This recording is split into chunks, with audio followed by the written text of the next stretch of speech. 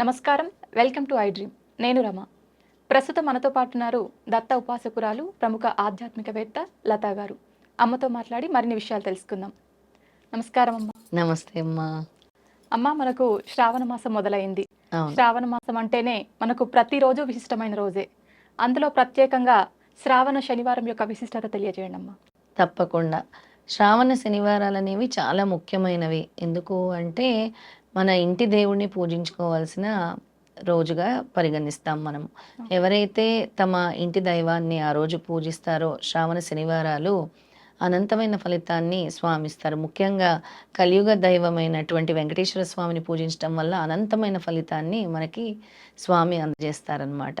Okay. చాలా మంది ఇంట ఇలవేల్పుగా వెంకటేశ్వర స్వామిని చూసుకుంటారు. అవును. లేదా ఇంటి దేవుళ్ళు కూడా ఒక్కొక్కరికి ఒక్కొక్కరు ఉంటారు. కొంతమందికి లక్ష్మీ నరసింహస్వామి, కొంతమందికి వెంకటేశ్వర స్వామి.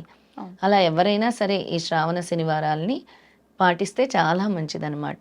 ఇక శని బాధలు తొలగటానికి, ఇతర బాధలు తొలగటానికి కూడా ఈ శనివారాలు చాలా చక్కగా, అంటే ఎవరైతే పూజిస్తారో చాలా చక్కటి పరిష్కారాలని కూడా స్వామి చూపిస్తారు.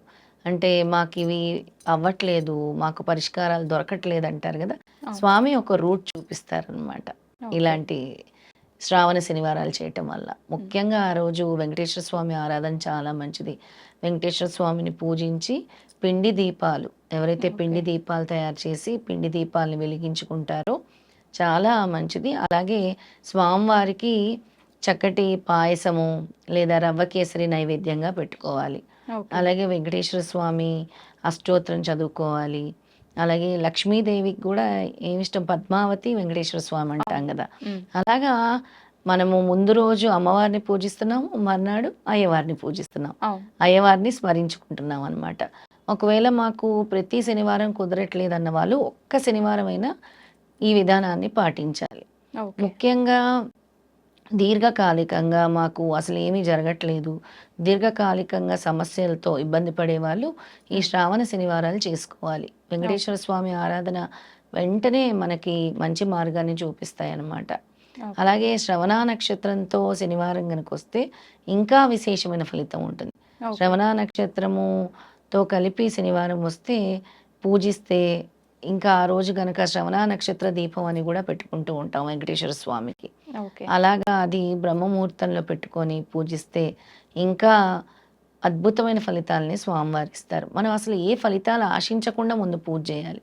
స్వామి అనుగ్రహం కావాలనే మనం పూజించాలి. స్వామి ఎల్లప్పుడూ మీ అనుగ్రహం మాకు కావాలి, మీ పాదస్పర్శ మాకు తాకే అవకాశం ఇవ్వండి అంటే, అంతటి అవకాశం తిరుమలలో అయితే మనకు దక్కదు, కానీ అవును. వేరే చోట ఎప్పుడు అలాగే మనం కోరుకోవాలి. ఉమ్. మీ కనుసన్నలు అంటే మీ కంటి చూపు మా మీద పడేలా చూడాలి స్వామి అని కోరుకోవాలన్నమాట. అలా శ్రావణ శనివారాలు మనకి, శ్రావణ సోమవారాలు ఎలాగో, శ్రావణ మంగళవారాలు ఎలాగో, శ్రావణ శుక్రవారాలు ఎలాగో, అలాగే శ్రావణ సోమవారాలు ఎంతటి విశేషమో శ్రావణ శనివారాలు కూడా అంతటే విశేషము. ఓకే. అక్కడ మనము ఈశ్వరుని పూజిస్తున్నాము, ఇక్కడ సాక్షాత్తు వెంకటేశ్వర స్వామి అంటే విష్ణుమూర్తి. విష్ణుమూర్తి. ఉమ్. అంటే శివకేశవులు ఇద్దరిని మనం పూజిస్తున్నాం శ్రావణ మాసంలో. అవును. ఇద్దరికి ఈక్వల్ ఇంపార్టెన్స్ ఇస్తూ ఉన్నాం. అందుకే శ్రావణ మాసం అనేది ఈశ్వరుని పూజించాలి, లక్ష్మీదేవిని పూజించాలి. అక్కడ ఈశ్వరుడు పార్వతీదేవి. సోమవారము ఈశ్వరుని పూజిస్తున్నాం, మంగళవారం పార్వతీదేవిని పూజిస్తున్నాం. అవును. ఇక్కడ శుక్రవారం లక్ష్మీదేవిని లక్ష్మీదేవి. పూజిస్తున్నాము, శనివారం వెంకటేశ్వర స్వామిని విష్ణుమూర్తిని పూజిస్తున్నాం. అందుకే నలుగురిని పూజించినట్టు అవుతుంది. ఆ పూజలు చక్కగా అందుకుంటారు శివకేశవులు ఇద్దరు కూడా. అమ్మ, అయితే ఈ శ్రావణ శనివారం రోజు ఉపవాసం ఉండొచ్చా? ఉంటే ఏ విధమైన నియమాలు పాటించాలి? ఏ విధంగా ఆచరించాలి? ఒకసారి తెలియజేయండి.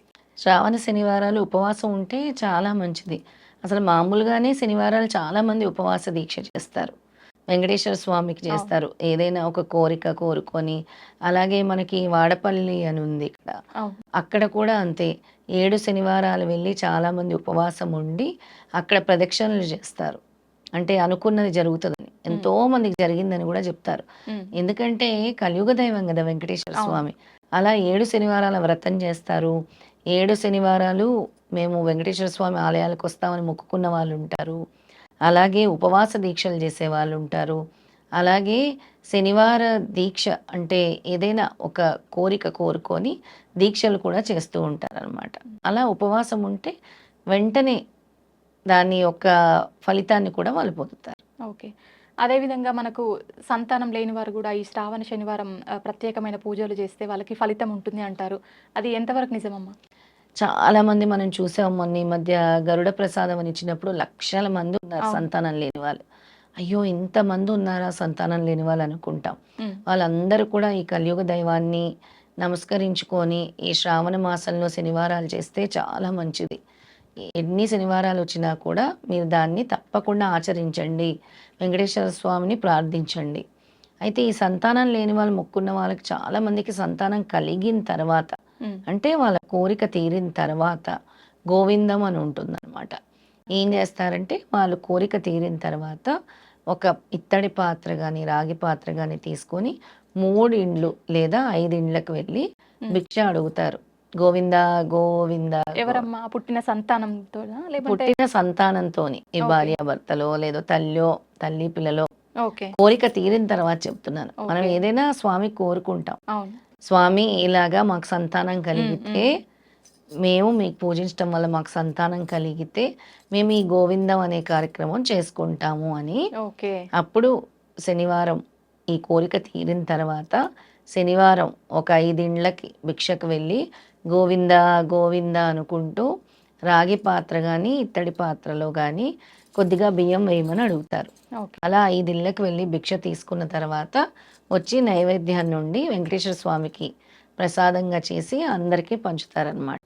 ఓకే. దీన్ని గోవిందం అంటారు. అంటే ఒక్కొక్కరికి ఒక్కొక్క ఆచారాలు ఉంటాయి. హ్మ్. ఈ విధంగా పాటించి అంటే కోరుకున్నా కూడా ఆ కోరిక ఫలించిన తర్వాత సంతానం కోసమే నేను చెప్పేది. అవును. సంతానం కోసమే స్వామిని మొక్కుకొని ఎవరైతే ఈ శ్రావణ శనివారాలు చేస్తారో అప్పుడు స్వామి మాకు సంతానం కలిగిన తర్వాత మేము ఈ విధంగా వచ్చి మేము 5 ఇళ్లలో భిక్ష తీసుకొని ఈ నైవేద్యం చేస్తాము ఈ గోవింద నామంతో. హ్మ్. అంటే మేము గోవింద గోవింద అనుకుంటూ వెళ్ళి భిక్ష స్వీకరిస్తాము. వచ్చి మేము ఈ నైవేద్యం వండి మీకు సమర్పిస్తాము అని అనుకుంటారనమాట. అలా పిల్లలు పుట్టిన తర్వాత ఒక 3 సంవత్సరాలు చేస్తారు. లేదా ఒక 5 సంవత్సరాలు చేస్తారు.